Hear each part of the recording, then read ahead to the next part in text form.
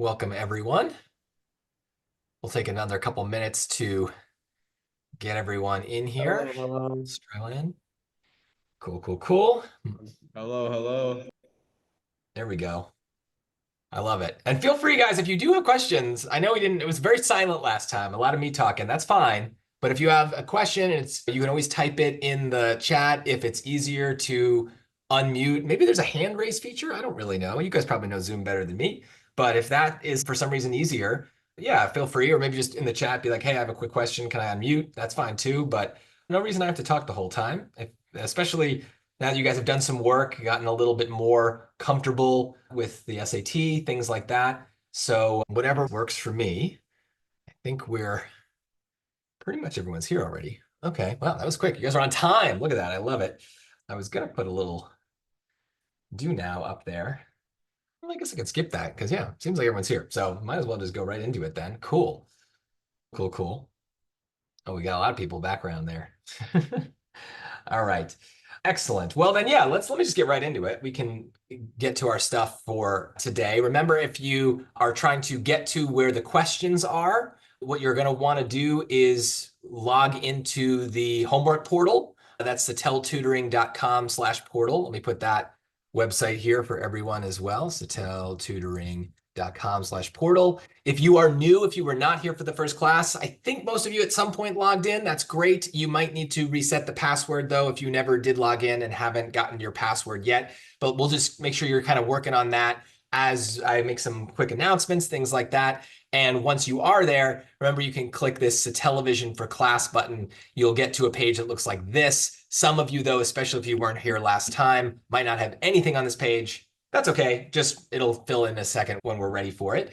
But it is good to be back for another class. I hope everyone is well rested and ready to absorb some more SAT knowledge. And I know we do have a couple of new people, so welcome. Very good to have you. One thing, make sure that you watch the video for the first class at some point because we did go over some important strategies. Those are things that are essential. It's not like, oh, it's just some random topic. It's fundamental to how we're going to approach the entire SAT. So we want to make sure that we are, not only learning those strategies, but consistently trying to use them. So plug points into equations, dumb summaries, those things we're talking about tonight too, but we want to make sure that those are kind of second nature for what we're doing. And yes, for those of you who don't know who I am, Mike Settele, and this is our second of 8 classes. So long way to go, but also we're already going to be covering between last week and this week quite a bit. We are this time going to focus on essential memorization. So last time we did a lot of strategy stuff, a lot of new ways of approaching problems. This time around, we're going to do things that in many ways feel more traditional, more of the kind of stuff you would have learned in school, but with that SAT spin. And last time we did do a lot of math, so this time it'll be a little bit more reading, but we will do math at the end as well. So don't worry, we'll cover both subjects. And we'll start with things like grammar and transitions, but then end looking at lines and quadratics. And those are the big 4 memorization topics. Lots of questions are going to involve those things, so there's a lot to cover there. And reminder too, just we've got this portal that I've kind of been showing you where we can put scores and practice or do our homework and stuff. But also there's this portal as well where you can chat me. Some of you did that throughout the week. So you should have this chat button here. I'm not going to click it because it'll show some chats. But basically, if you have questions about a specific thing from the homework, a specific problem you're working on, general stuff about the strategies, general stuff about what the weeks ahead are going to be, literally anything related to SAT prep, feel free to chat me. Don't be shy. I'll check it usually once a day. So I'm not going to get back to you right away, but it'll be there. And this also has the link for the homework access. And that, again, brings us to here to this other portal for the homework. And it's very important that you go into this other portal because this is where you got to kind of practice the stuff that we're going to be doing. So first of all, like anytime we have class, you can just go right in and click this button to get started for class. But then in between classes, remember that we are trying to learn these new strategies. And if you click this practice button, you're going to be able to organize basically based on our classes. So this step right here, step 1, the strategies thing of the study plan, that's what we did last week. So in an ideal world, everyone should have completed pretty much everything in this list here. This is the teacher account, so I haven't done it because I've already written it. But I saw a lot of people did pretty far down on this list, did a lot of stuff. Some people, I had some kind of empty kind of homework assignments, didn't really do much or anything at all. So make sure that you prioritize that. I would say, in addition to the class, you're really looking at like 3 hours a week, which I think during the summer is not asking a lot. And you don't need to do that 3 hours of practice all at once. Spread it out. Even some of these exercises, like this dumb summary one, you know, you don't need to do all 10 questions at once. You can do like 3 in the morning while you're eating breakfast. You can do 1 while you're in line at Chipotle, right? Like you can spread it out. This works on your phone. So you don't need to have, sit down for an hour and do all that work at once. So spread it out. You'll be happier. And remember though, too, a key part of the homework is watching the lesson so you know what to do for that particular exercise. And then if you get something wrong or you bookmark it and still get it right, make sure you watch the video explanation as well. So that way you learn from that mistake right away before you go on to the next question where, yeah, you'll probably be tested on the same thing.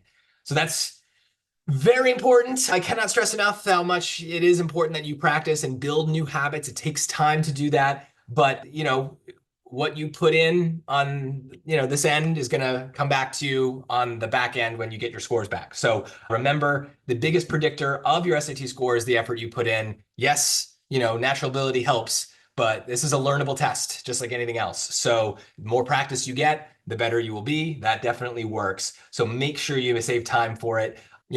I've taken the SAT many times. I'm still surprised by the questions when I get to the hard ones, but the strategies keep working. And the reason I'm so quick to deploy those strategies is I've taken the time to kind of make them new habits. And that's the key. It's a new habit that takes time to put in. Any questions on logistics before we get into today's lesson here? If so, again, you can chat me privately. You can chat the group. If there's anything, let me know. But yeah, feel free to chat as much as needed. Cool. All right, then, like I said, today we're going to do a lot of the reading to start. So if you're on this page, this is a television page, I'm going to put a new question in there, and it should switch over. Let's see if it does. There we go. So it's one of these transition questions. Make it a little bigger. There we go. Let's move this out of the way. Put this on the top. Okay, on the side. Cool. Ooh. I will give that a shot. Feel free to give that a try. And I'll talk a little bit about strategies. Not a particularly hard question, but it's an important one. Okay, I don't know what I did here, but I can't see myself anymore. SAT expert, Zoom novice. Okay.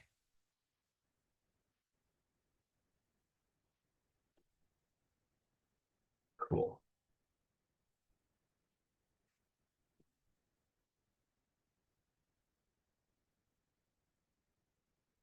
And remember, you can cross out answer choices. You can bookmark it if you feel like you don't have confidence in your answer. And yeah, select something when you've got your answer.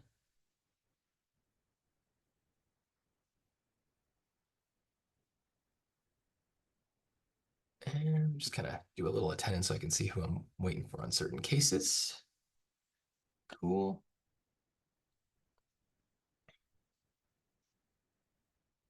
Awesome.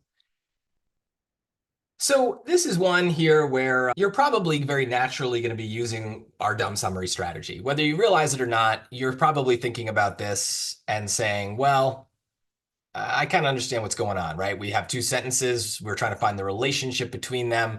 Activists are trying to remove coral bleaching chemicals from sunblocks, right? So that's a good thing, right? That sounds bad. If we're bleaching coral, it sounds bad. So let's not do that. Then the second part, without the blank, ignoring it for a second, many scientists say that may be too late. That sounds pretty bad. So how do we connect those dots, right? How do we go from positive to negative? I think you guys kind of understood this pretty intuitively. We're going to use a word like However, and a however is basically, yeah, just a word that means but. So it fits perfectly, right? We're trying to remove coral bleaching chemicals from sunblocks, but many scientists say that it may be too late to save the reefs. So that one, again, intuition probably helps a lot here. But I do want to point out what we want to try to do for harder versions of this question, because even the easy one, if we can start to use the strategy in a more conscious way, we're going to start to be ready for when those ones get harder.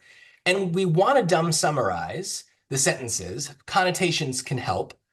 But the key to these transition questions is we want to also dumb summarize the words themselves, because I just know for a fact most of you are not going through your day using words like furthermore. You might know what it means, but it's just not part of your daily vocabulary. And that's where things can, get us in trouble, because we're not going to have strong instincts for these words. So not only are we dumb summarizing the sentences, but we want to learn how to dumb summarize these transition words. And we already said, however, is basically a longer version of but. And that's not a particularly hard word, but that's kind of where we want to go. Therefore is a harder version of so.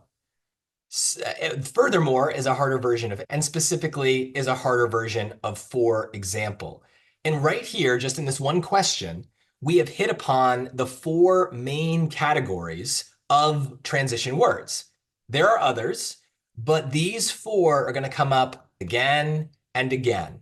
And rather than think of whether or not the word furthermore sounds good in these blanks, we can just dumb it down to this simpler version, because you have good instincts for words like so and but, and for example, you use them every day without even realizing it.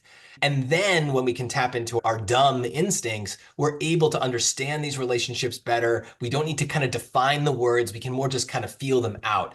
It's really helpful. I promise you, this is exactly how I do it. I would not be able to get some of these hardest transition questions right without using the strategy. So it's a really important one. And let's look at a harder example and see why. And again, if you have questions, you can either interrupt or you can, chat me. But let's look at another question here.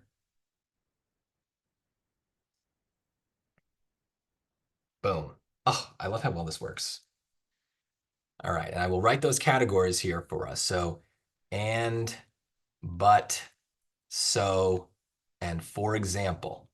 Most things can be placed in those categories. So see if you have an intuition for these words as you're working through which ones go in which categories and how it might help us understand these sentences better.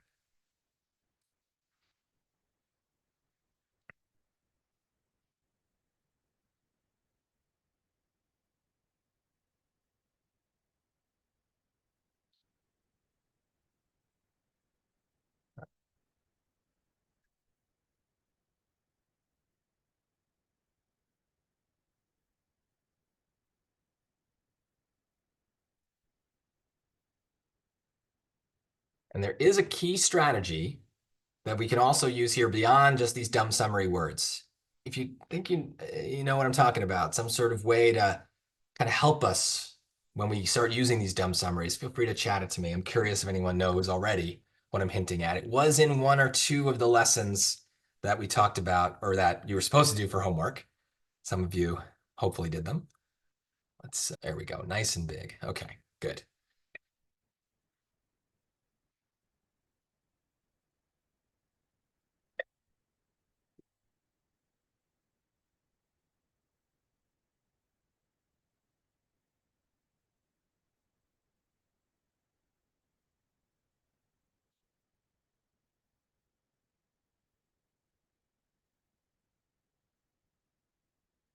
Someone got it. Very nice.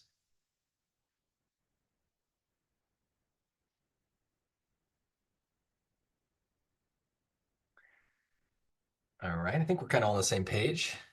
So yeah. So if I were categorizing these, and these kinds of questions, you might even go to the answer choices first and start to categorize them. So if I were to do this, I know, because I've studied and memorized things, that moreover is a version of and. I'm not sure if I'm saying that right. Got this right. B and C, nevertheless and nonetheless, are both versions of the word but. Now, in other words, we'll kind of leave aside. That kind of is just for now its own thing. It doesn't really fit in one of those categories. Awesome, thank you. And so basically, the key piece here is even if I had never seen the question, even if I'd never read the passage here, I kind of know B and C have to be wrong because, well, if they mean the same thing, how could one of them be right and the other wrong? And I will say that there are going to be times where we do have two words that fit the same category, but maybe there's a slight enough difference on the hardest kind of questions where the difference matters and we can't eliminate them both. But it's so rare that I don't want you to worry about it. And I think the times where that exception happens, you'll be like, oh, wait, this is weird. Something weird is happening in this. The other choices don't make sense. So maybe now this is that exception. So for the most part, if you are able to correctly classify the words and you see that two of them mean the same thing, you've kind of already doubled your odds of getting it right. And then it really just comes down to in other words versus moreover. And both choices are ones that you really wouldn't want to pick unless you were kind of forced into it through process of elimination. And in this case, it turns out that moreover is the correct answer. And it's mostly because, in other words, this is a fact that I've gotten from analyzing hundreds of these, is basically the least likely correct answer. If I go through all the transition words that have been released and you tally up all the words that appear, in other words, is one of the most common answers, but is also one of the most likely to be incorrect. It sometimes is correct, but the reason it's usually wrong is it has a very specific meaning. We are saying the exact same thing in other words. And in this case, right, these are kind of two different points. Claire Booth Luce's brand of feminism led by example as she routinely advanced in fields dominated by men, author, legislator, and diplomat. Okay, so she's leading in these fields that men usually dominate. As a philanthropist, she donated a large portion of her fortune to create a program that would promote the entry of women into the sciences and mathematics. That's clearly a related point, but it is not the same point. And that's really got to be the case in order for us to pick in other words. Unless they are really just repeating the same thing, we're not going to pick that choice. And is also, though, going to be kind of our last resort. Because and is barely a transition. It barely does anything at all. It's just a word that kind of says, hey, here, I'm moving on to something new. It doesn't really do much. And words like but, words like so, and for example, they do stuff. They move a sentence forward. They provide meaning. And so if you're ever choosing between a word that means and a word that has some other extra meaning, it's probably the one that does more and isn't necessarily wrong. It's just not a good transition when that's what we want to do is convey some meaning. But sometimes it's right because everything else is wrong. And that's kind of what's going on here. We could honestly write these sentences without a transition at all and just start with as a philanthropist and nothing would change. It would mean the same thing. But I really want to stress how great it is that we can use these categories to our advantage. So for now, you're just learning this. But I will say this is a great thing in the homework portal here. So if I go to practice and I click essential memorization, which is this week's kind of topic, under quizzes, there's two really good quizzes in there. This one on the top, this is the best one. Top 20 transitions. These are the 20 transition words that through tons of looking at questions, I have determined mathematically are the ones that come up the most often. And it lets you categorize them usually into these four categories and, but, so, and for example, though there are a few like in other words that kind of are in their own category. So you'll see, but this is a great quiz to do it again and again until you've got those 20 down. And then when you get to that, there are definitely going to be transitions that come up less often. Many of them can still fit in those main four categories, but others are going to be weirder. And so this is a longer quiz, I believe. Yeah, there's 48 in there. So you could do 5 just to get your feet wet, but you could also just buckle down and try to do all 48. And they're quick questions, but these are really important since our goal for this week is to memorize the stuff that we know is going to appear in the test. At the very least, this quiz is really important. So definitely use it. But let's move on to another one here. And this one will still kind of use some of those. So let's take a look. Awesome. So think about that. I got some comments to respond to here. So I'll do that while you guys are trying this one.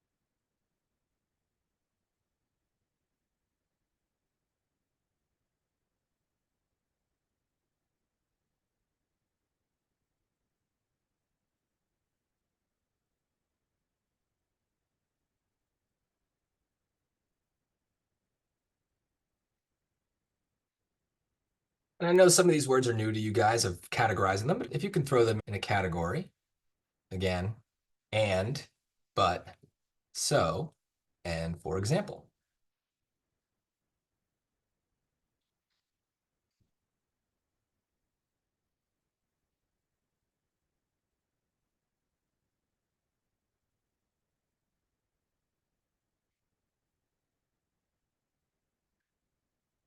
You guys are fast on these. Good. Okay. I'm not going to really talk about it. Let's just save time.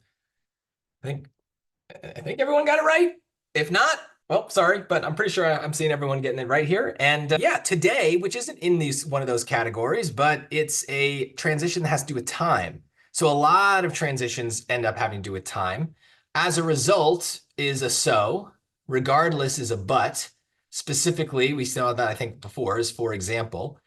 And so if you were unsure, you could just kind of throw them in there. And I feel like we have an intuitive sense that something like so doesn't make sense here. Art conservation once fell to the artists themselves who simply painted over faded areas. So restoration is more science than art, as modern chemistry plays a vital role. Why would that be a so? Why would restoration being more of a science than art be like an effect of what art conservation used to be? Like it doesn't make sense. We can kind of just intuit that. So that's great. I think the for example also clearly doesn't fit. The second thing is not an example of the first. The but might be a little tempting because it does have that kind of contrast to it.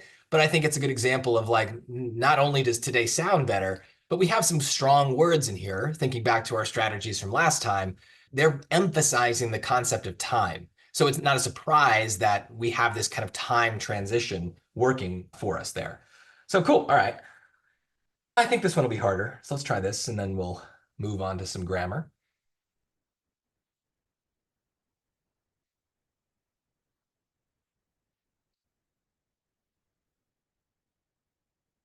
Nope.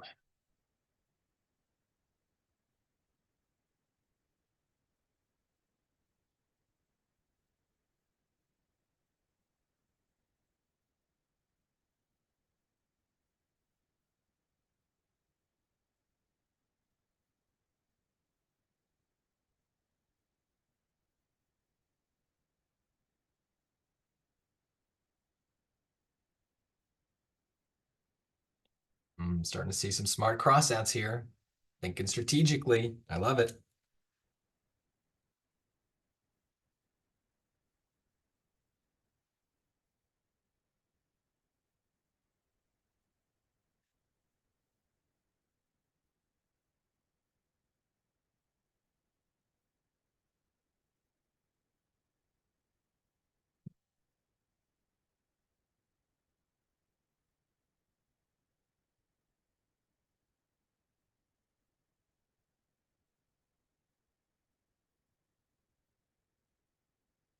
And remember, you can bookmark questions here as well. So I think everyone got the last one right. That was great. I understand no bookmarks, but get in that habit of like, if you feel like you're picking something and you haven't proven your answer quickly and confidently, right? Those three ideas. Did I prove it? Was it quick? Was I confident? If you fall short in even one of those three, that's a good bookmark because it means you might get it right, but maybe there's something to learn. And for now, I mean, obviously, I'm just going to tell you, but when you're doing that practice on your own, those homeworks, you want to review those things. I know that, listening to my videos sometimes can get a little tedious. I definitely watch myself on double speed, so you can feel free to do the same thing, speed me up to get through it faster. But the information in those is really important. And even if you got it right, if there's a way to get it right more confidently next time, that or more quickly next time, that's worth learning. I don't care if your score is 500, 600, 700, 750, 780 in a subject. If there's room to improve, a lot of it comes down to refining that process. So I see a couple of you took my advice here and bookmarked. That's good. Now I don't see a ton of careless mistakes, which is good because I would hope that most of you would recognize that however is a but word and also conversely. So there we go. Same thing, kill them off, right? It's probably not going to be one of those two. But then that leaves us with two words, two transition phrases, and that we don't really know very well. And so this is where the studying comes in because one of these is, I don't know, just a little easier. And so I'll just reveal it here. The correct answer is C. Subsequently is a fancy way of saying next. You can almost see it in the word, right? The word sequence is kind of in the word, right? Subsequently, right? And so sub kind of after, right? After the sequence. So it's kind of built in there. I don't really care too much about the roots of words, but subsequently means next. And there's no ordering of time here, right? This is a time transition, and we're not trying to order events. But I wonder if some of you kind of knew that and were picking it anyway because it was more familiar. And you got to watch yourself if you do that. If you're picking an answer and kind of forcing something in. This goes for the vocab questions too. If you're doing it because it just feels safe, you want to make sure that you are, careful. And you're not just picking it because it feels safe. You're picking because you actually think it's right. And that might mean that sometimes through process elimination, you end up where we are here. We're picking something, we don't quite know what it means, but it's all that's left. I do think, again, A is kind of hard, but to this end, here we're talking about an end is kind of like a goal. So this basically means something like to accomplish this goal. And I think when we put it that way, it's pretty clear, right? The conservationists recommend preserving and increasing pollinator habitats so that butterflies have more places to breed and lay their eggs. To accomplish this goal, a few organizations encourage people to plant the gardens that have the food the butterflies eat. So it makes sense, but I think that's an unusual definition of the word end, though you probably have heard it used that way before in something like the ends justify the means, right? The goals that we're pursuing justify the usually unpleasant means that we're using, the methods, the ways that we're going about trying to accomplish those goals. It's usually a way to get away with bad behavior. The ends justify the means. So that's what they mean here. The end is the goal. But, again, these are things that with practice, you might not learn and memorize every single transition word and phrase that you could see on the SAT. I mean, I've gone through every practice test. I've gone through every question. I know what was on older versions of the SAT, so I know what could show up. However, you just don't really know. There might be something that's a 1 in a million chance and it shows up on your test. But if we know the other three choices, because we've memorized those, it shouldn't matter too much if there's one that's different. It's the same with vocab. If you memorize more words and it gets you from two unknown choices to one, that still should be enough to answer the question. So we're all trying to just increase the odds of a right answer. This is a good question here. I'm going to share with everybody. Is there a way to bookmark after I reveal the answer?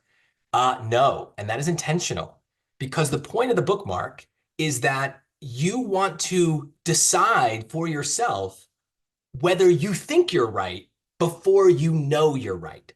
And that's so important for the SAT is you want to have that kind of second sense of like, okay, I think I've done the right work. And so I'm confident that I'm going to get this answer right versus, I can tell that I'm relying on instinct. I'm going by my feelings and what sounds right and feels right. But we don't want to do that. And we don't want to bookmark something after the fact and be like, oh, yeah, I saw this coming.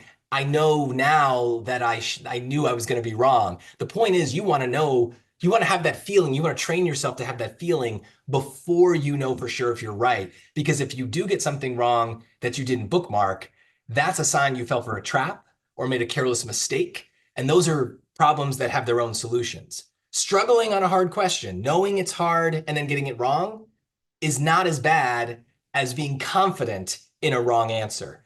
So to be really clear about that, as this is such an important point, a wrong answer with no bookmark is the worst thing. A wrong answer with a bookmark, it's not great, but it's not that bad, right? You knew you were struggling and you got it wrong. But if you thought you were getting a right answer and you are surprised by that wrong answer, that's something to tackle. That's a problem. That's carelessness. That's traps. That's not thinking about the test the right way. So that's why I do not let you bookmark something. I can because I'm special, but you cannot bookmark something after you've answered it, or I've graded it rather. Cool. Really good question. Yes, very good question. Any others related to bookmarks? This might be a good time to emphasize those. There is a video just to emphasize strategies, exercises, bookmarks quiz. comes with a nice video that I emphasize you watching beforehand. So one of the most important strategies for the SAT is knowing the bookmarks. Cool. All right, let's move on to grammar then. Again, this is something you can practice for homework. I am in the process of writing even more of these questions, so you might have to wait another couple days before the videos are ready, but there'll be more of those. But the grammar is also another great thing to tackle during this next week of memorization, because the grammar it's a limited menu. There's like 13 grammar rules, and if you know them, you can really get some points on the SAT. So hopefully we already know some of them involved with this one. I'll let you guys think about it. There is a nice little strategy with these answer choices as well. If you think you've got it, feel free to chat it. But I would say the overall strategy, predict the rule. We'll talk about that in a sec. I'll let you guys think.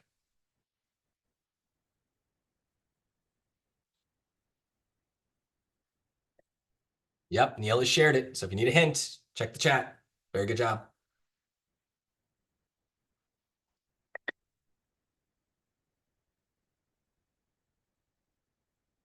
While you guys think, I need a fan on.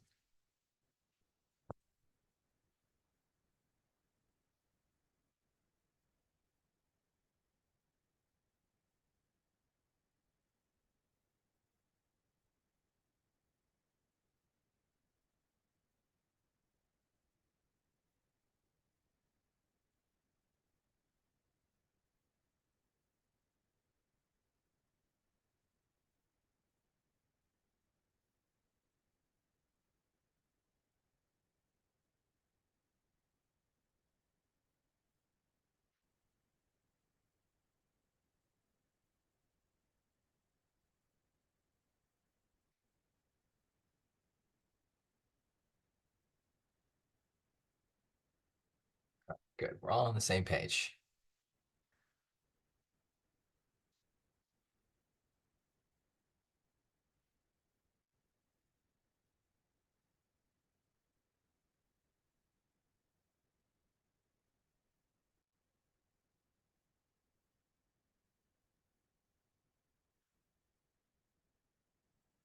All right, I'm going to start talking. If you haven't put your answer in yet, start working on it. We've got really just once we get rid of that period and semicolon, because they are the same under most circumstances, we are down to a simple choice. Do I need a comma? And what is a comma? Well, when I don't know, in fourth grade, we learned a comma is a pause. And that's kind of true, but it's not very useful on the SAT because they're deliberately going to give us sentences where we pause in all sorts of places just to take a breath because it's long. Sometimes there's a comma, but we don't really pause. We kind of just keep going. So listening for commas, not a great idea. Instead, just try to think of a comma as a break in the structure.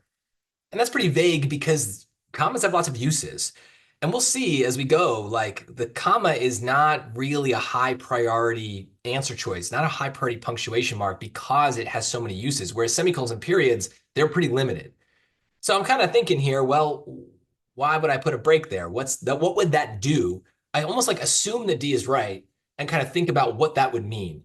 If nothing changes in the next 10 years, right? And here's a comma right there. Experts say the supply of oil will eventually fail to meet demand. Well, experts say that's surrounded by two commas. That just might be an extra thing. So let me try the sentence without that extra thing. If nothing changes in the next 10 years, then the supply of oil will eventually fail to meet demand. Yeah, okay, fine. That seems okay. And that's why D is the answer, is we are just saying here that this little interruption doesn't need to be a part of the sentence. We can remove it. And those two commas there are just breaking it apart from the main sentence. If experts say wasn't there, we'd still need a comma because if then sentences need them. But then we just have one. So it forces me to think about the structure of the sentence. And this gets to this idea of predict the rule. We said on the transition questions, you might want to look at the answer choices first and kind of start to categorize them so you know what you've got before you go to the passage. I don't think you must do that, but you can.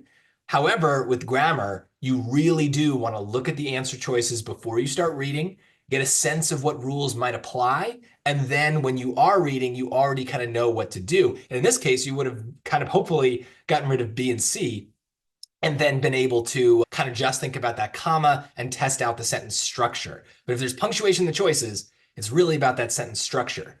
Before we move on, there is one little exception to this rule that the semicolon and the period are the same thing. I'm curious if anyone knows it. It's rare, but it does show up in the SAT occasionally while someone is maybe hopefully typing it. I will say too, when we say that the period and the semicolon are the same, what we're really going for there is that in order to use a semicolon, we need to have a complete sentence before it, then we use the semicolon, and then a complete sentence after. Because, well, what does a period do? Separates two sentences. So what does a semicolon do? Separates two sentences. And we could test that here, right? If we did put the semicolon, it would be very weird if nothing changes in the next 10 years, experts say. Does that sound like a sentence? I don't think I've completed that thought, right? It feels like I'm in the middle of a thought. So that doesn't sound like a sentence. So that wouldn't work.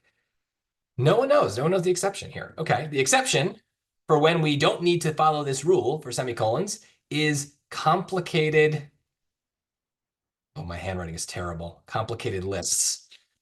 All right. Well, let's come up with one. I went to Los Angeles, California, semicolon, Toledo, Ohio, semicolon, and Tampa, Florida, period.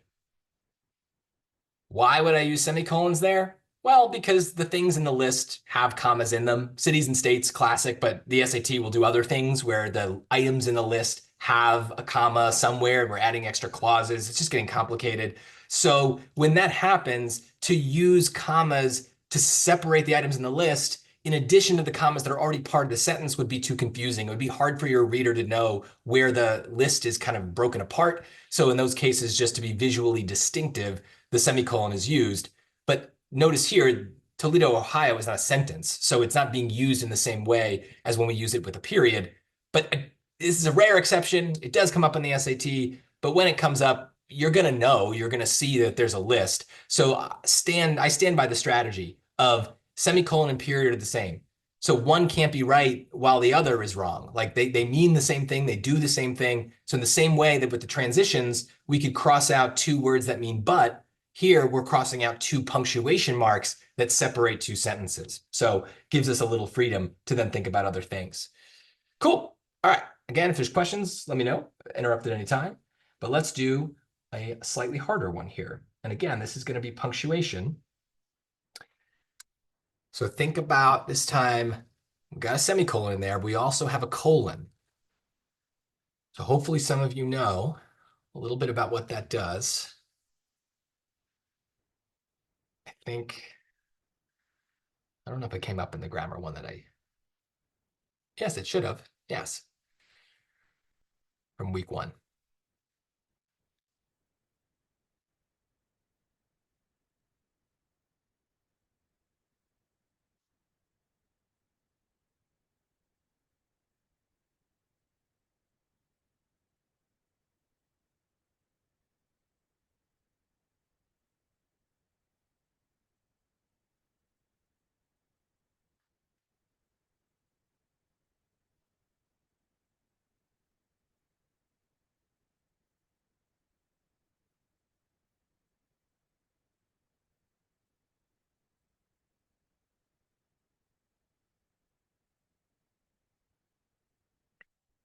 We do not like this one. Seen some bookmarks.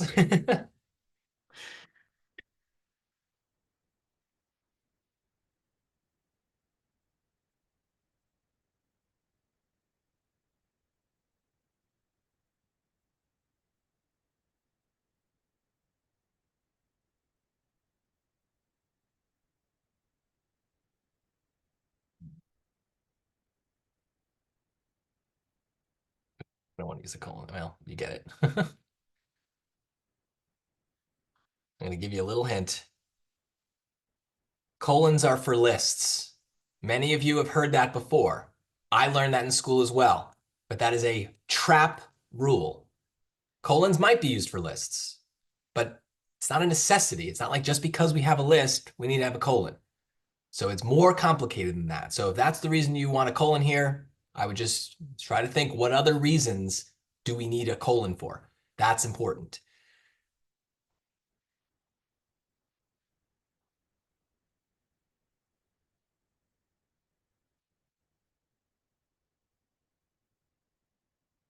Oof, lots of bookmarks. No one likes this one. Which is good because this is a little harder, but this is a great example of a question of why memorization is so helpful. Like by the time you guys take the SAT, this is going to be an easy question for you. I hope even by the time I'm done explaining it, you'll be like, oh, this I've got colons down. So yeah, this is great. This is great. All right, since yeah, we're all over the place, let me just give the actual rule. The real colon rule is that in order to use a colon, switch colors here, we need to have a complete sentence beforehand, then the colon, then afterwards we have some flexibility, right? So we can have another sentence. It does sometimes behave like a period and a semicolon, but it doesn't have to. We can have a list afterwards. That's possible as well. We can have just a random kind of extra clause afterwards. We can even just have a single word after the colon sometimes. No matter what, stylistically, that colon is being used to answer a question that's raised by the first part. So the stylistic part, honestly, they do test it very rarely, but it's not common. So it's much more about the structural piece. And that's why I'm calling these tier one answer choices. When I see certain things in the choices, I know that I'm going to those first. Commas, like I said, are confusing. There's lots of comma rules. So yes, B has a comma, but I am not drawn to that. I'm drawn to the semicolon first because a semicolon has a clear rule, right? I need to have a sentence before and a sentence after. Does it sound like a sentence? The Library of Congress is one of the largest collections in the world, and it includes not only books. Could I stop there? I don't think so, right? I can't stop there. And even the second part, but also maps, films, sound recordings, and newspapers. Can't stop there. That's not a sentence either. Those things can't stand alone. So it fails the test, right? And that's what's great about these weird punctuation marks that you never use in your own writing. On the SAT, they have very clear rules. So now we can do something similar with the colon, right? Let's try choice A. Would this be a sentence if I stopped right here? The Library of Congress has one of the largest collections in the world, and it includes not only books, right? I can hear that I'm still talking, right? I'm still haven't gotten to that point. The not only and the but also kind of go together. So that seems strange. I can't just end there with a period. Let's try this one too. We're ignoring the comma, just focusing on the colon. The Library of Congress is one of the largest collections in the world, and it includes not only books, but also. Nope, can't stop there, right? I haven't finished that thought. And so that kind of forces me into choice C. Nothing I can do. I got to pick it because the other choices fail. I still kind of want to put a comma before the word but, and that's kind of because of this other thing I kind of slipped in here, the comma plus conjunction. A comma and a conjunction like and or but or so, that's what a conjunction is going to behave like a period and a semicolon. It's going to be used for two sentences. But like we said, this isn't really two sentences. So the but here is doing something else. And we see that with and all the time. And doesn't have to be part of two sentences, right? There's an and right here that isn't joining two sentences. And even this one has a comma.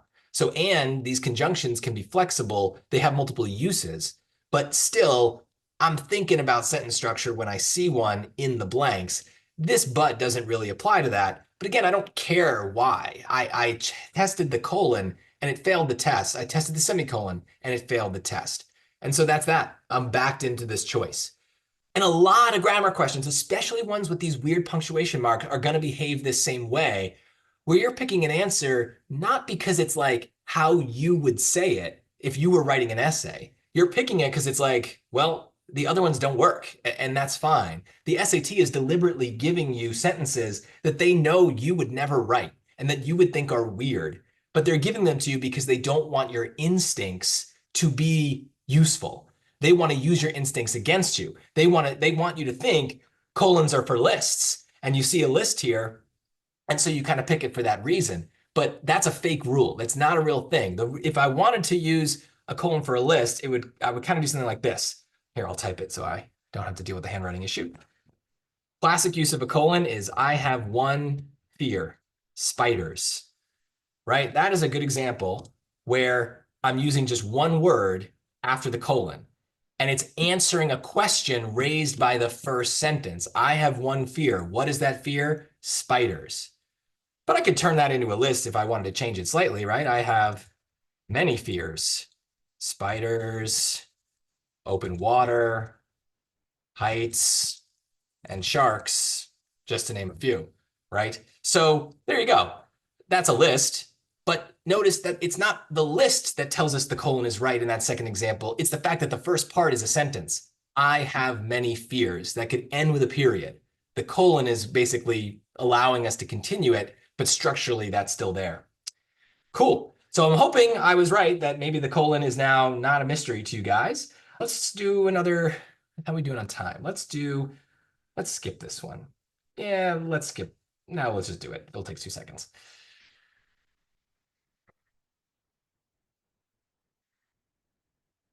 I'm going to hope that there are some answers that are obviously wrong to you here.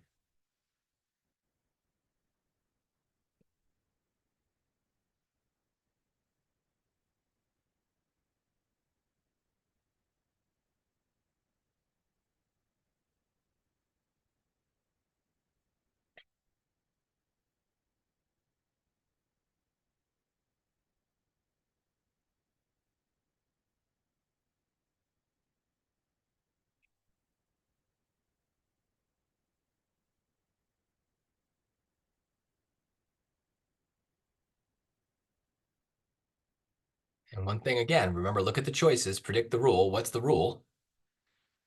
There's two, really. One is apostrophes. That should be obvious. What does the apostrophe do? Do we need it? Do we not need it? But then there's a two. And knowing the two, very important for not making a mistake here. Very important.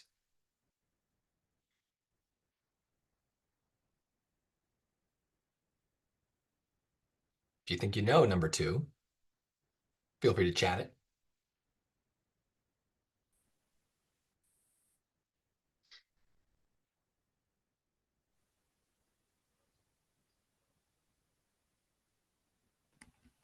Liam for the win. Plural singular. Now, some of you might not know what that means, but that's the one. And I'll put a little extra kind of word there because that's how it'll be organized in the homework there. Pronouns, pronouns, right? A pronoun is a noun, basically, but a word that refers to some other noun. And so the guy asked what it's referring to. Now, hopefully most of you would realize the apostrophes are wrong because it's with an apostrophe is it is. There with an apostrophe is they are. Those are contractions. Those are the only times when we actually use apostrophes in English and they don't work for possession, which is what we associate apostrophes with. And I have a whole lesson on this. I'm not going to get into it more tonight. I think it's a nice little standalone thing, but there's an exercise on it. But when we have pronouns for whatever reason in English, the apostrophe doesn't mean possession. The apostrophe means contraction. So these are words that if we just plugged them in, the army hadn't received it is instructions, we could just hear that's wrong. So that's an important one. If you're in high school, you really don't want to be confusing the two versions of the word it's anymore. You should have outgrown that. But this, the SAT definitely is hoping you haven't outgrown. And the big difference between the it's and the there is it's is singular, right? It refers to one thing, and there is plural. It refers to multiple things. And in this case, we are referring to the army, which is singular. Now, armies have lots of people, but that's the trap, right? The trap is you think, well, there's lots of people in an army, and they, those people, those soldiers, are receiving instructions, but that is not what the sentence says. The sentence says the army, not the armies, right? Armies is plural. And this is an easy case where if we go by instinct, we're going to get it wrong half the time because they're going to find ways to manipulate us. But if we know the rule and we know as soon as we see these answer choices that we're going to have to think about singular and plural and we're going to have to be sticklers for that rule, we are already not only thinking about the rule, but thinking about the potential trap. And that's how we really improve the SAT is we got to memorize stuff for sure. But in addition to memorizing rules, we're memorizing traps that are associated with those rules.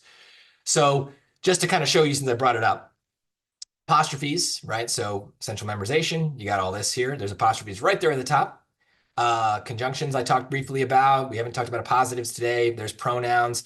But also, if you ever want to sort stuff by topic, right, you can always hit grammar, and then you'll just get all the grammar exercises. So that works too, including these like mixed packs that are from the question bank. So I wouldn't do these quite yet, but once you've done all the individual rules, which are under here, then the challenge becomes, can we get good at knowing which rule applies to which questions?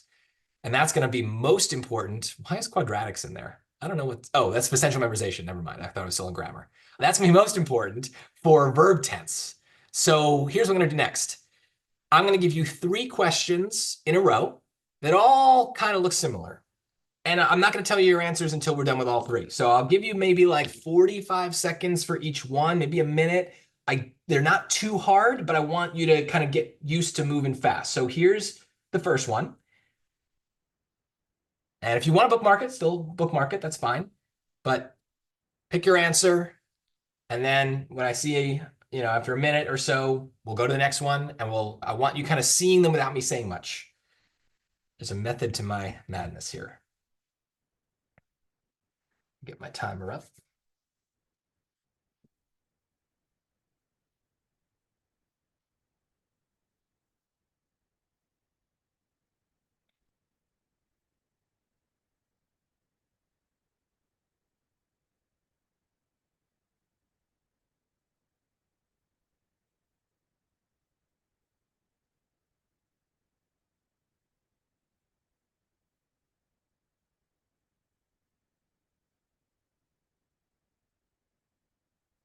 Another 10 seconds.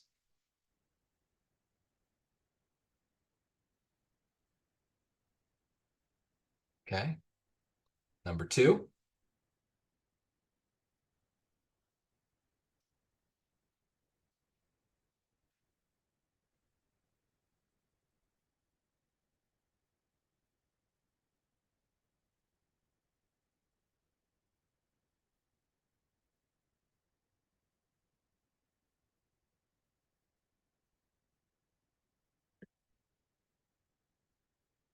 I'm going to try another feature here. Can I grade these without you seeing?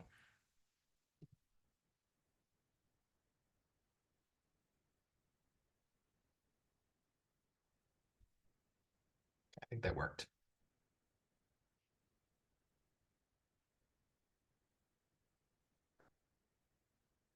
All right, let's get ready. Number 3.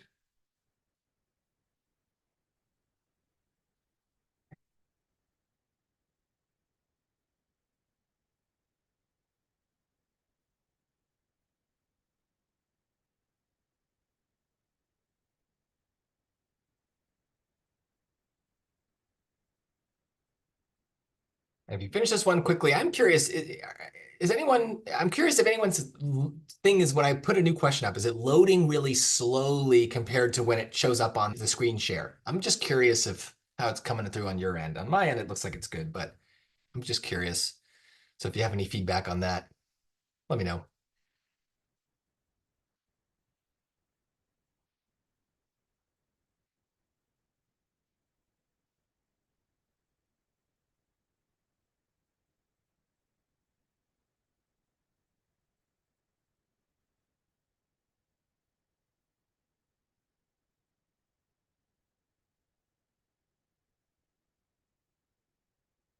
All right. Kind of think it through, get your last answer. I will say this one right here is technically the hardest one. And yet, I actually think with the strategy, it's the easiest one. They're all 3 different rules, even though they all fall under the idea of verb tense. And you probably noticed, right? If we looked at those answer choices, they all have verbs in various forms in the answer choices. Verb tense is one of the trickiest things on the SAT because as soon as we see it, we want to think about when does this take place, right? Is it a past event, a future event, a present event? Which tense in sense of time do we need? But that's only one of the verb tense rules. In fact, it is kind of probably the least important. The most important is the one we've got here, which is what a textbook would call verb agreement, but what kind of, going back to what we said about pronouns before, has to do with singulars and plurals. And this is the hardest rule in the SAT because, or one of the hardest rules, because if we're playing by the rule, we're trying to find a subject of our verb, meaning the noun that does the action. And if that noun is singular, we're going to need a singular verb to go with it. If that noun is plural, we're going to need a plural verb to go with it. That's what it means to agree. But oh my God, the SAT is going to make it really hard to find the right subject. But if we go to the answer choices first, if we can predict the rule, we have a huge advantage. Because what I see here are not only verbs, but I see verbs that I can categorize as singular and plural. Choice A, have proven, that's plural, right? We could say they have proven the claim, right? That's how I know it's plural. Or we would say he has proven the claim, singular, right? We wouldn't say they has proven, that doesn't sound right. Are, that's a plural verb. Were, that's a plural verb. If you've watched any of my grammar videos, you know this is one of the greatest things that happens in grammar is there is a 3 versus 1 pattern with these verb tense questions. Because B is the one that's different, that is going to be our answer. And we can prove it. We should try to prove it and make sure we understand the rule. But this pattern holds so well across the SAT that it's really going to save you points because in lots of cases, it will get harder. We'll do some hard ones in a second. But this is so useful. I took the June SAT a couple weeks ago, and on my test, there were 2 verb tense questions like this one with singulars and plurals, and they were definitely hard, but this 3 versus 1 thing still held up. It might not hold up in the future. So there might be exceptions. The SAT loves making exceptions for things, but try it. And so as soon as you see verbs in the choices, try to categorize them as singular or plural. In this case, then, I'd love to prove the singular. What is the thing that has proven to be highly successful? The company's innovative approach. That's the subject. And look what they did, right? They added a bunch of other words in between to kind of mess with us. So maybe it doesn't mess with us that much. Maybe we can hear this one pretty clearly, but I would say for subject-verb agreement, this is a pretty easy one. We can probably hear it. But every time I see these on the SAT, I'm not taking a chance. I'm going to categorize these choices as singular and plural first, and then try to find the subject to back it up. So that's the first one. Always want to do that. And then for the second verb rule, let's see if this works. Going back to this other question. Oh, perfect. And it should be graded. I hope it graded while it was working there. So see here, I think most of you got this one.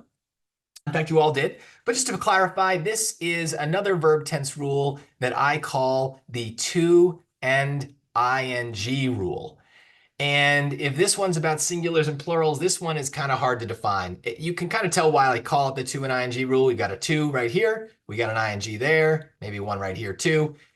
This rule is mostly about sentence structure. And so we end up kind of thinking sometimes about punctuation for this rule, even though there's no punctuation in the choices like there was before. And that's important because if we're not thinking about structure and punctuation, we might hear the right answer, but we also might miss something important and get it wrong. Here, I think it's pretty obvious at C just from listening. Her dedication to culinary excellence established the foundation for what would become her award-winning bakery. Any other choice sounds weird. Her dedication to culinary excellence establishing the foundation for what would become her award-winning bakery doesn't sound like a sentence. But if this period were a comma, then choice B would be correct. It would be a long, weird sentence, but it would be correct. The renowned pastry chef spent months perfecting her signature dessert recipe by experimenting with different flavor combinations and presentation techniques. Her dedication to culinary excellence establishing the foundation for what would become her award-winning bakery. If this is a comma, we cannot let the second part be its own complete sentence. It has to be an extra clause. So we can't use a verb like this that makes it a sentence. We have to use an ing verb that weakens it. A lot of the to and ing rule is going to come from practice and experience and listening to sentences. We'll, do another one, but it is the hardest one to kind of pin down. But I would say if you can get good at recognizing when that's what they're testing, you can start to listen for punctuation and structure issues, even when they're not obvious in the choices. And then finally, the other one we did here, again, this should have graded.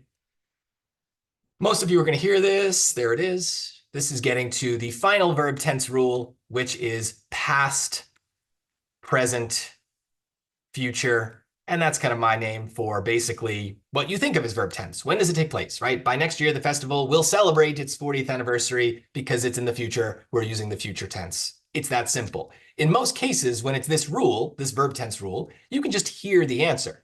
But we need to kind of leave this one for last because this one is a case where we can trust our instincts, but the other two rules, our instincts might get us in trouble. So I'm always looking at the choices first. In this case, I'm looking at them and trying to classify as singular and plural. Celebrates is singular, has celebrated is singular, but these two don't really have that property. They're kind of like both, right? He celebrated the anniversary. They celebrated the anniversary. If I switch it from singular to plural, the word doesn't change. And that's because many verbs in English don't even have that property of singular and plural. If this is a lot, don't worry about it. It will get easier. And that's what this verb tense exercise is for. So you'll get more practice. But I'm going to give you another three. I'm also going to kind of rush you through these so we can talk about some math. But they're going to be harder versions. I will write the verb tense rules up there. But I'm warning you, these are going to be harder. So try to identify which one it is before you get kind of caught up in it. So here we go with number one of the three. Again, I'll give you kind of just a minute.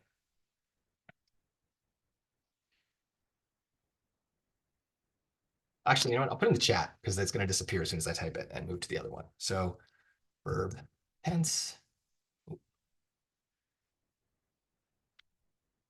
We got one, singular plural, two, ing, three, past, present, future. Use the choice to try to think about which one it might be.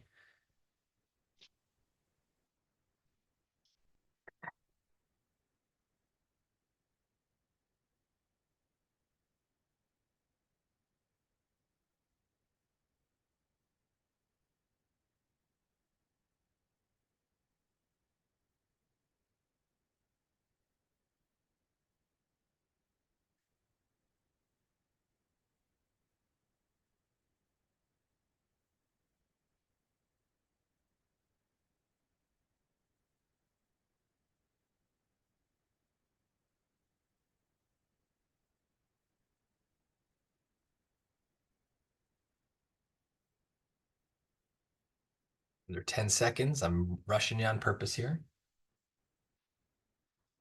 I won't tell if you're right. I'll just move on. And then I'll just tell you if you're right at the end. But yeah. All right. Next one.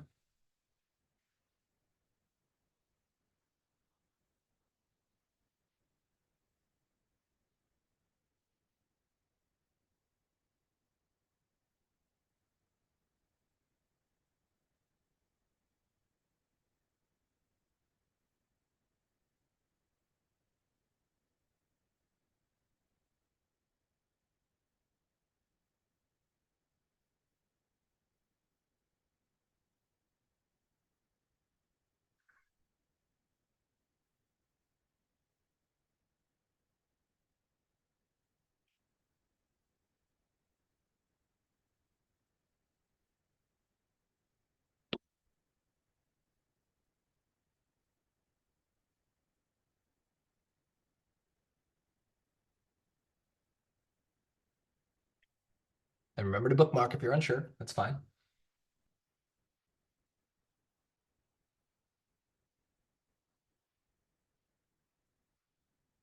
Another 10 seconds.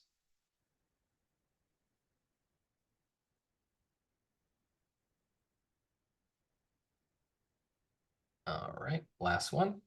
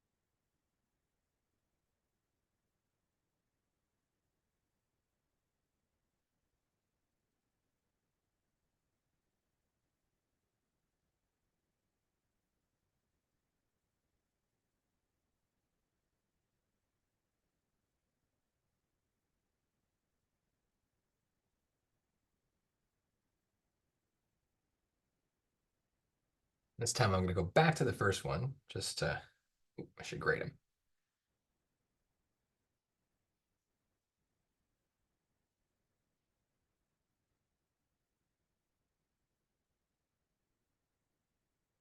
Right, 5 more seconds, pick an answer. I know it's hard. Don't worry. Don't feel pressure if you're like, I'm just kind of guessing randomly. That's no big deal. Okay, let's go back to the first one, which was choice C. And this was past, present, future. I would try to think about singular and plural because choice A is has, but that's the only one that really has that property. And you'll get better at that to know what the words, which words can be singular and plural. But this is definitely, even with the idea that past, present, future is kind of the easiest of them, past, present, future, PPF, uh, it still can get tricky, but it's easier once we've eliminated the other possible things. And so here, it's mostly that the fact that we're talking about the future is kind of at the end of the blank, after the blank is over. However, after discovering additional structural issues that required specialized restoration techniques, the renovation will have taken nearly 5 years by the time it finally opens to the public next month. The first part of that sentence is not in the future tense, which is so weird. I don't like the sentence. I don't think it's worded very well, but that's kind of the point, is they're trying to kind of get you off the scent.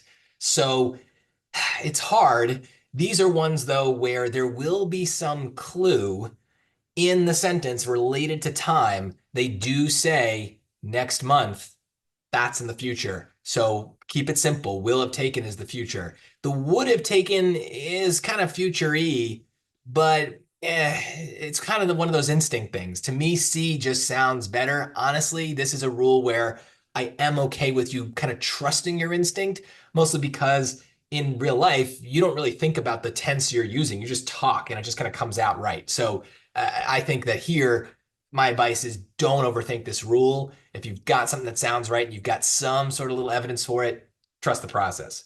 If you have questions about it, feel free to put them in, but I'm going to move on because I do want to talk about math. But let's talk about this one.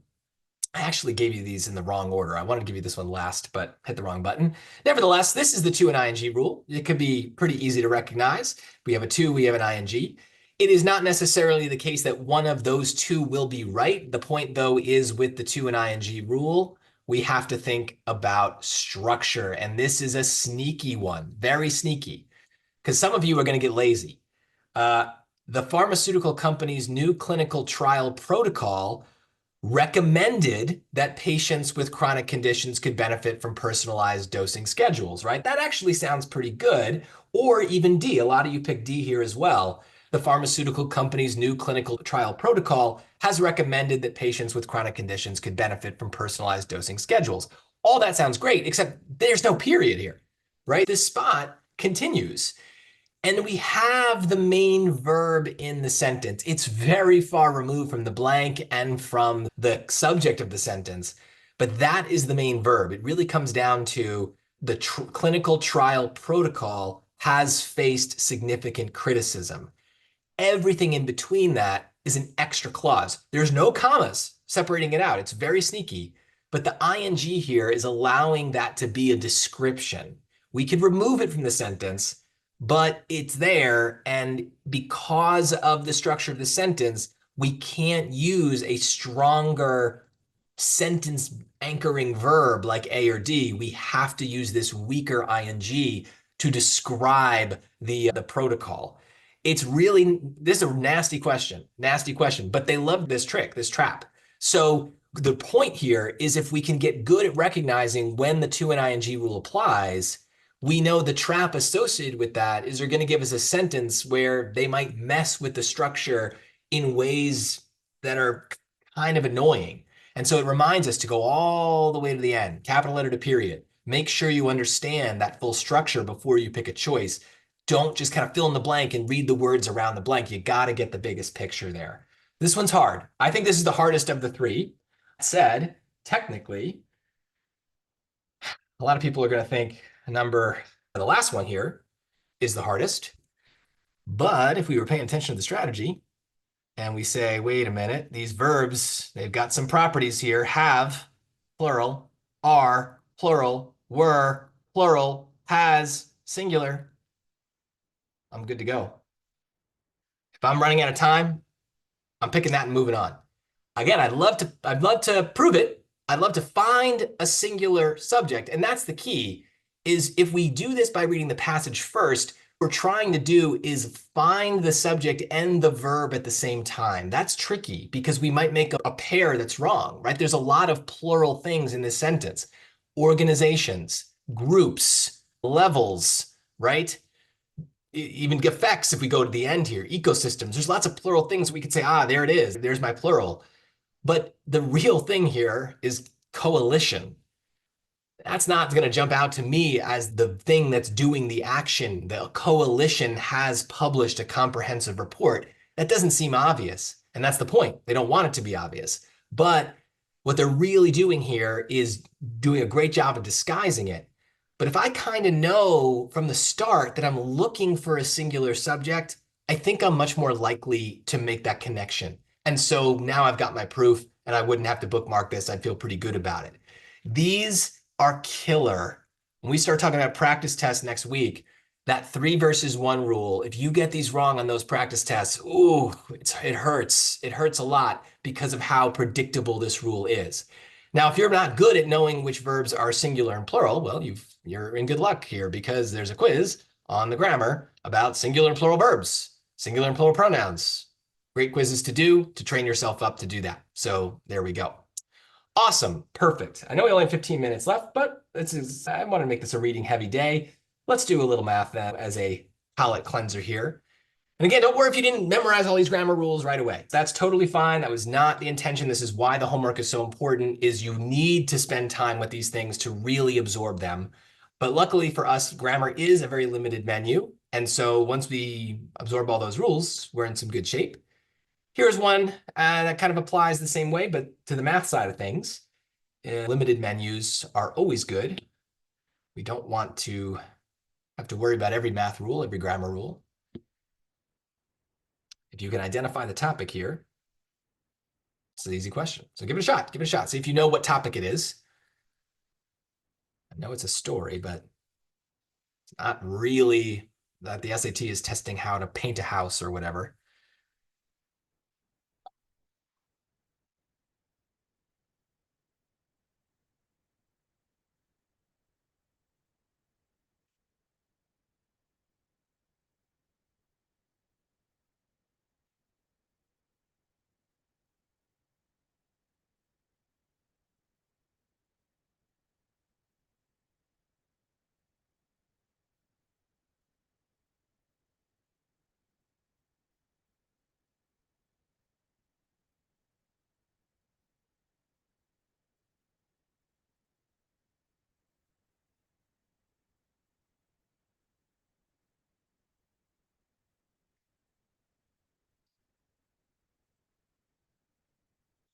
I would also say here, if you're trying to understand the story, you are probably wasting brain power.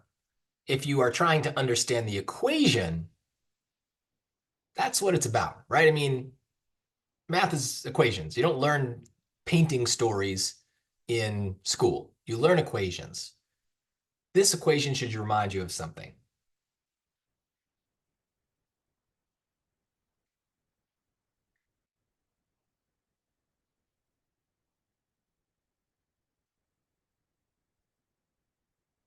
You're still thinking.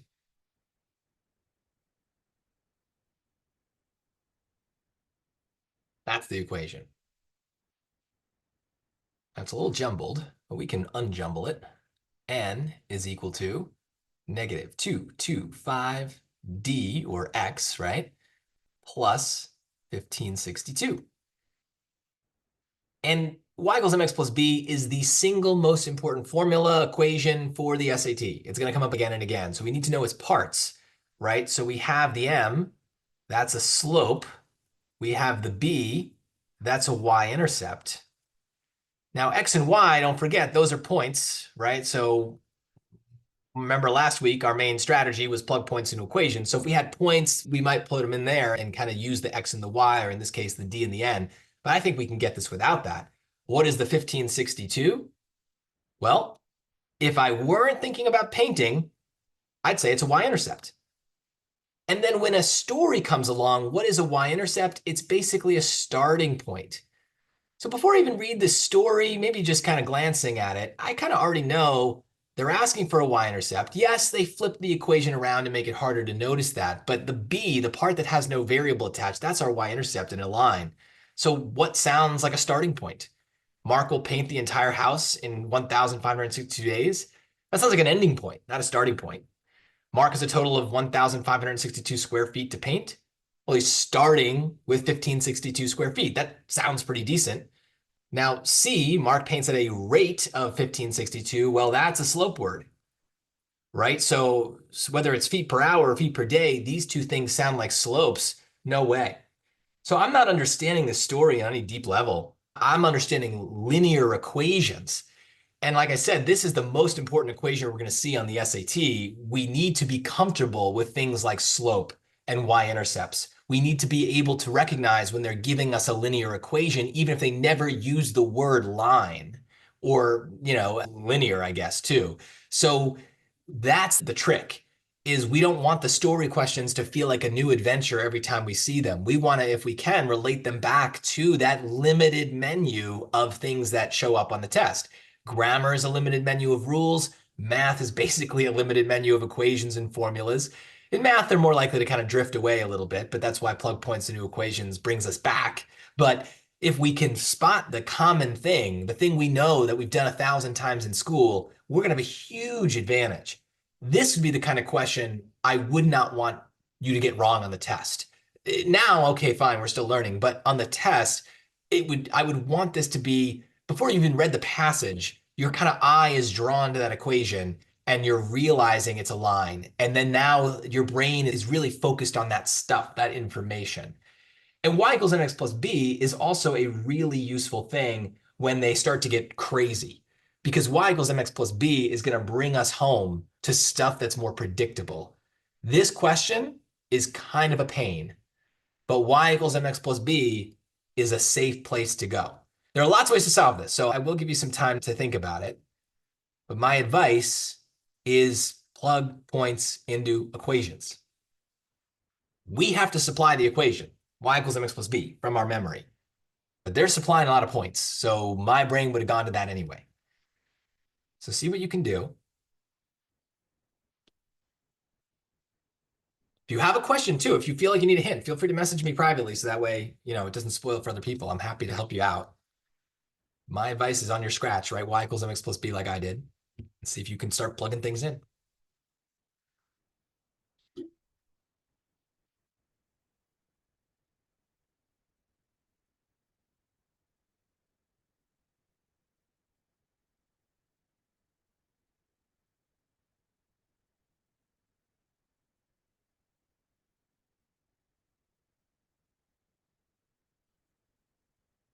Someone has already bookmarked it.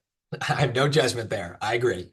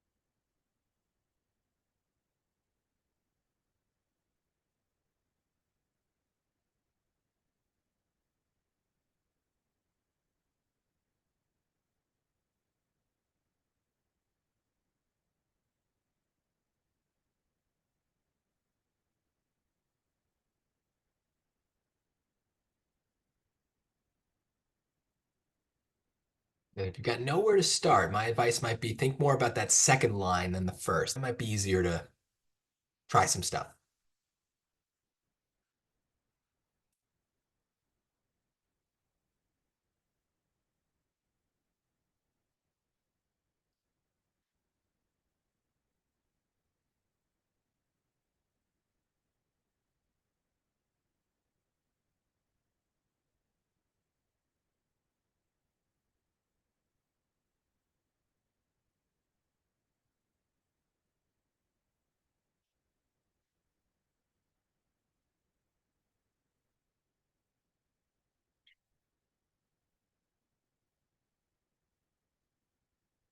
And I have a feeling some people are going to have no idea on this. So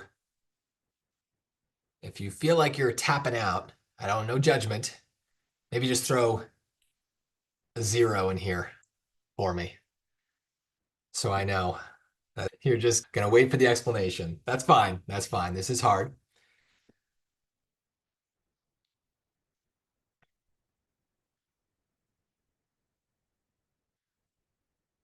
Okay. Well, I'm going to start talking. And I will do kind of my own advice actually here. There's line 1, there's line 2. Let's do line 2 first, right? So I'm going to think y equals mx plus b for both and plug points into equations. So line 2, what do I have? I have a slope of -2, so that's the m. And I have a point, 1, 2, right? So 2 is the y and x is 1. And okay, I don't know why, but I probably should solve for b because it seems like I can, right? And this is kind of a magic thing that we want to happen as much as possible in algebra.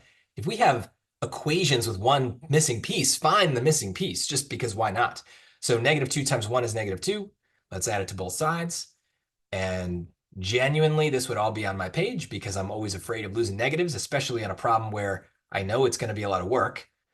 And if I do something wrong, if you catch me making a mistake, please chat me because it's definitely possible I do. But I think we would get our equation here as y equals -2x plus 4. Our b or y-intercept is 4. Now, I don't know why that helps yet, but at least I'm kind of moving in a direction where I'm learning more. I have line equations. Now, I can do the same thing for the first one, but if I try to plug in a point, I've got 2 to choose from. But I realize I have another common problem in math, which is I don't want to have 2 letters in an equation. 1 letter is fine. 2, I'm stuck.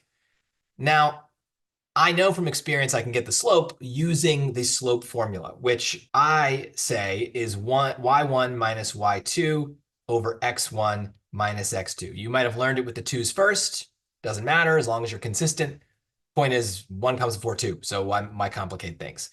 And this just means we take our 2 points and we plug them in. So my first y is 11, and my second y is 9.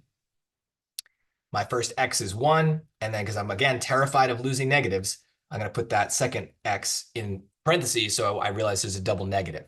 So all those little steps, those little things are meant to prevent careless mistakes because it's going to be a long test, and you don't want to lose points for a lost negative when you did everything else right.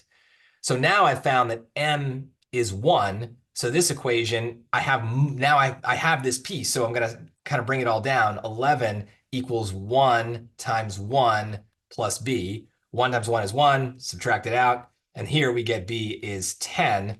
So now we have our second equation is y equals, what was it? 1x. I know you wouldn't normally write the 1, but I'll put it in for symmetry, plus 10. And then here, intersect. 2 lines intersect. Well, there's lots of stuff we could do algebraically to find that. When I used to teach this question, because it's one I've loved for a long time, on the old version of the SAT, where there was a no calculator section, I would have to do it by hand. But now, anytime I've got a system of equations, I'm going to Desmos. So y equals, type, y equals x plus 10, and y equals -2x plus 4. And I'm going to double check that I typed those right, because x plus 10, -2x plus 4. X plus 10, -2x plus 4. Intersection point is -2, 8. -2, 8. So let's write that down. -2, 8. What do they want from me? They want b minus a. And they're saying that the intersection is AB. Now, of course, they used b, and we've used b all along, but these are different b's. They just made their own b up. And when you do this last step, please don't lose that negative. B is 8, and minus -2 ends up a plus. So 10 is our final answer. And oh boy, this sucks. But if you got it, awesome. And if you didn't know, no big deal, but I do want to stress that at the end of the day, to solve this question, we're not really using anything that's different from the first one. And that is a classic way the SAT uses topics you know well. There's the basic version, there's the easy version of the question where if you just memorize the facts, you're going to be good. Then they love to twist it up. They take that same fact and they add a layer, or they make things a little harder. They give you something you're not used to getting. And so it's the same knowledge, but now it doesn't feel as familiar and they're counting on you to quit.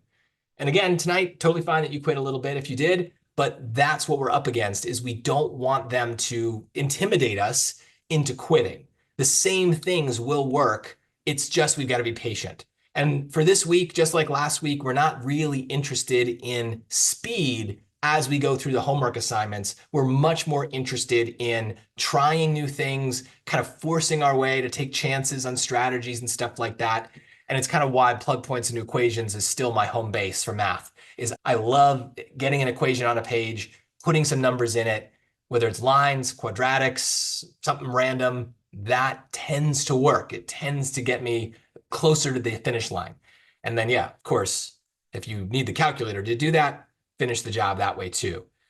I feel like this is, we've only got a minute left. I'm going to throw another question up. If you want to do it while I'm talking, feel free, but I don't want to go over. I know this is a lot, but I do want to just make a point about it because we didn't really have time for the quadratics. We will do a pretty much even set of math and reading next week, but I wanted to kind of even things out since yesterday or last week's class was mostly math. But in addition to lines, we have quadratics. And they're simple. Y equals mx plus b, that's our home base. There's really just one thing. There are other equations of lines, and we can use them in random cases, but for the most part, for the SAT, lines are simple. There's just the one. Quadratics are annoying because quadratics make parabolas. Lines, if we have a slope and a y-intercept, we know everything we need to know. Quadratics, right? They curve, right? So they do all sorts of things. They have different points. They have x-intercepts. They have a y-intercept. They have what's called a vertex. And if we just kind of think about the overall direction here, right, it opens downward. Those four properties are kind of all working together to tell us about a parabola. And so lines, again, two things, all we have to focus on. Quadratics, it's different. And as you can see with this question, the thing that we get from the equation changes. There's no one equation that gives us all of those landmarks, but we need to know which equations give us what. So in this case, there's no algebra to be done. They're telling you these are equivalent forms of the equation, and they want the one that gives us the x-intercepts. So it's just a fact question. Which one do we use to give us the x-intercepts? Well, we factor things. You've done that 1,000 times in math. We factor things to get y-intercept, to get x-intercepts. So this is the one that looks like it's been factored. This one is nothing. Choice A, that's not a thing. It's equivalent, but it's not part of the repertoire here. Same thing with D. Random. No good. B is the vertex form. And so we do use that. The SAT loves vertex because they know you learned it at one point and forgot it after the test was over. That's understandable, but we're going to need it again. And so with quadratics, you're going to need to do a little bit more memorizing. This is the basics. And then for the hardest questions, for those of you who really want to be in the 700s, there's even a couple more formulas. And luckily, they're all in here. So these would be things that are classified as XY plane. Oh, wait, I forgot. Quadratic landmarks, good quiz there. That'll hit the essentials. But also exercises, we've got quadratics here too. Somewhere down the list is quadratics basics, and then eventually quadratics twists. But I wouldn't worry about the twists for this week. I've got to make sure the other math ones show up. I'll do that tonight. But the quadratics basics is really important. And in fact, this video, this lesson on them, very useful. It's going to tell you what you need to know. These questions are great, but a lot of the SAT is covered by quadratics and lines. If we know those things, not only are we going to get a lot more right, but we're going to cruise through a lot of questions pretty confidently. So these are good things to focus on in addition to the grammar and transitions. Whew, okay, awesome. Really packed thing this week. Next week, we're going to review a little bit because we are going to do a practice test after next week's class. Don't feel compelled to do one this week. We still want to focus on learning the strategies, learning the main memorization topics that we talked about tonight, and make sure, let me go back to here. If you haven't already done it, make sure you do all the exercises that are listed under week 1 so that you do that first to get the strategies down so that then you can still apply them because those same strategies will show up in these other questions, these other exercises for week 2. So we're going to keep building on that. So the ideal would be by the time we meet next week, you've covered everything in this set, everything in this set, at least the things that are written by Mike. So I'll put some other ones in there too if you want extra practice, but a lot of it, the ones that are written by me are the best. So that's what we want to do. Press Command W. What is that? Is there a question? Or nope, maybe not. Okay, cool. If you do have a question, feel free to stick around. Otherwise, great class, very dense, but this will all get easier when you spread it out during the week and try the homeworks and try to get that going. So just make sure you do that, prioritize it, and yeah, have a good week. So feel free to ask a question if you've got one, but yeah, good job, guys. Thank you. Yep, you're welcome. Thank you. Thank Welcome, you. welcome. Thank you. Welcome. Oh, and yeah, use the chat feature if you have questions too. The chat feature on this is great for questions. Oh, someone chatted me already. Nice.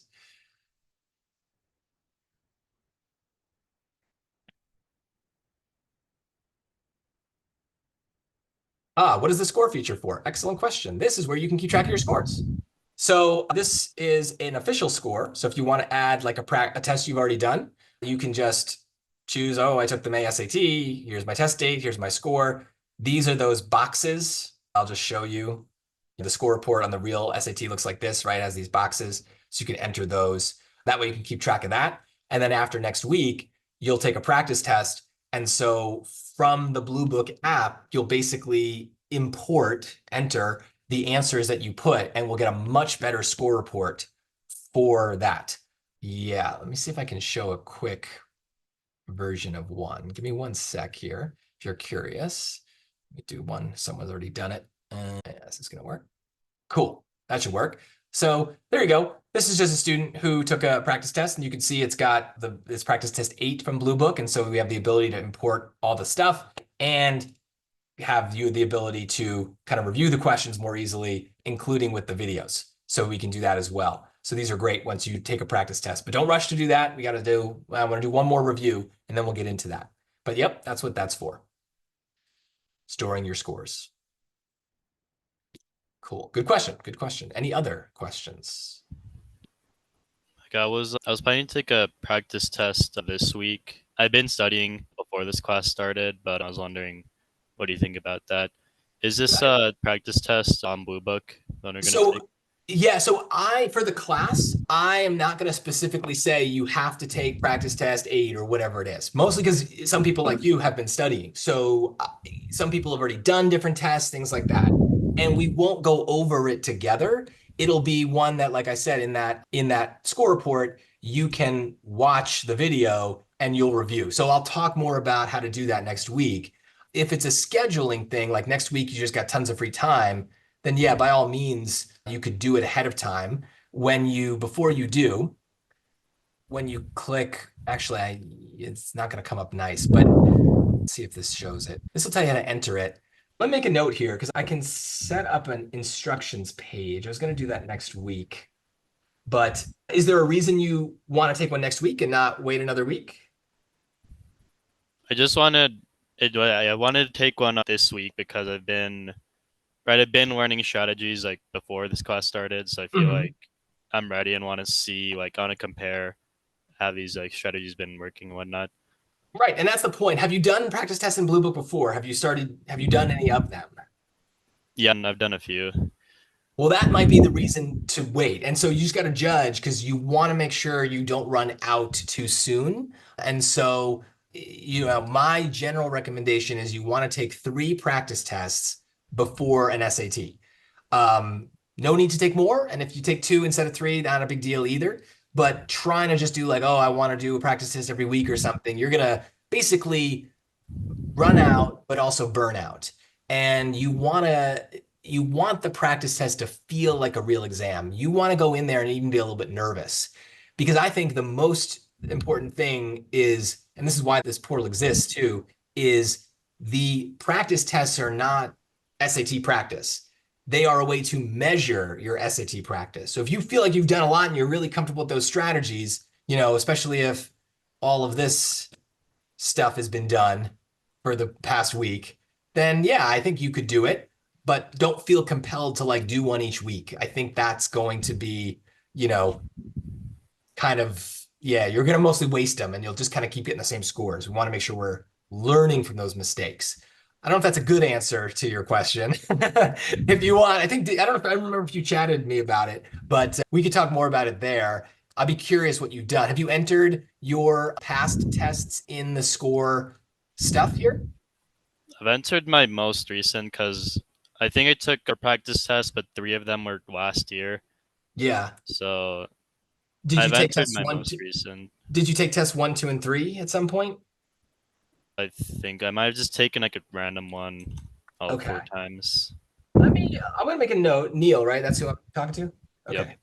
I'm gonna make a note to look at your scores in here and just kind of see, I don't know what we've got. And maybe if you get a chance tonight or tomorrow, if they're even those old ones, if you could enter them, that way we just see what's left. That might be helpful for me. So yeah, how does that sound? I can give you a Right. little bit. Yeah. Also, I'm a rising senior, so like if I run out of stuff, it's not as much of a concern. I can't take one after like September. So Yeah, that makes sense. Yeah, so let's do that. And I think that sounds good. I think either way, I do want to give you specific advice before you dive into it to make sure you're doing it right. So don't just like take it tonight or tomorrow if can. Just let me give you the more like concrete instructions that I'll use next week as well. Sound good? all right, appreciate it. Cool. Yeah, I'm gonna make a note. Cool. I see other people here might have some questions. If you run a test, is it good or do they reset? You can always take tests multiple times, but I mean, you'll know the answers. So, if you took a test a year ago, odds are you're not going to remember the answers. But if you took it a month ago, you probably will have an advantage. So you can always take the test multiple times. But at a certain point, we start to think if you've taken it a second time, the scores are going to be inflated. So is that an accurate sense of where you are? So Ansha, yeah, I don't know. It's if you're a rising junior, you want to be a little bit more conservative in how you're taking the tests. Yeah, Neil, senior, yeah, you're done in what, 4 months with this? So no worries. I had a question. Yeah, go for it. I just I was a little late to the class today. I missed like 15 minutes. Is there, because I know we were doing a more like grammar intensive and today with all the rules, and I know there's a recording, so I'm definitely gonna watch that. Was there anything else that I needed to know? Mostly 'Cause it'll all be in the recording, but the main thing that was like not even really like content related was make sure you are doing like the homeworks. And I think I reiterated that again of like this week was number 2. And by the time we meet next week, you really want to be done with everything in number 1, pretty much everything in number 2. Maybe if you don't get to every grammar rule, not the end of the world. Make sure you're doing a little bit each day and watching the videos of anything you get wrong or anything you bookmark. okay. In terms of content, the transitions is probably what you missed. I'm trying to remember when you popped up. I popped up like right in the middle, like around like 8:20, 8:15 ish. Gotcha. And then So I was in and out because my wife was a little bit choppy. But gotcha. and then I came back in like I think from like around 8:30 for the rest of the class. Yeah, so I think maybe the transition piece you missed. So Uh-huh. it'll take, I think, a little bit for the recording to kind of get edited and Yeah, posted. But I think, I think it was up like the next day. So it's the next day or two. But I would say it's those yeah. transitions. And so if you wanted to kind of get a head start on that, they were on the transition words, categorizing them in like their dumb summary categories. Okay. So those are easy to do them a bunch. You want Uh-huh. that memorized. So that's an easy thing to kind of get the ball rolling there. And we should have the recording up tomorrow. Cool. There you Okay, go. yeah. Thank you so much. And then yeah, and then I was just asking for this week, the homework is like the essential memorization. And Yes. the quizzes are like But are they're all there. I don't know. the exercises are always kind of like the main thing, Uh-huh. because that's where you actually get to practice this stuff. And a lot of them Yeah. have like videos The attached. video, That's yeah. why this isn't even filled out because it's like the video's in the apostrophes thing. Yeah. They have a Um, whole like 20-minute video, yeah. yeah. So, and again, you can, I think maybe you missed that too, is feel free to watch me on a higher speed if you don't want all 20 minutes, you want to cut it down to 10. I Yeah. talk slow sometimes, but yes, the goal would be that by the time we take our first practice test after next week's class, you are at least aware enough of the strategies that you're trying them on the test. They might not succeed every time. And we want to be able to recognize like, oh, this is that grammar rule. Oh, this linear equation. I know how to find a slope, right? So you're not going to there's still plenty of stuff you'll be like, I got no idea what to do here. But the idea would be Yeah. by the time we take that test, we've got, some comfort with the test, Yeah. Thank you so much. Yeah, no problem, no problem. And yeah, feel free to chat me if other questions come up on For sure. the site too. So yeah. Yeah. Cool. All right. Thank you. Have a good one. Yeah, you too. Bye.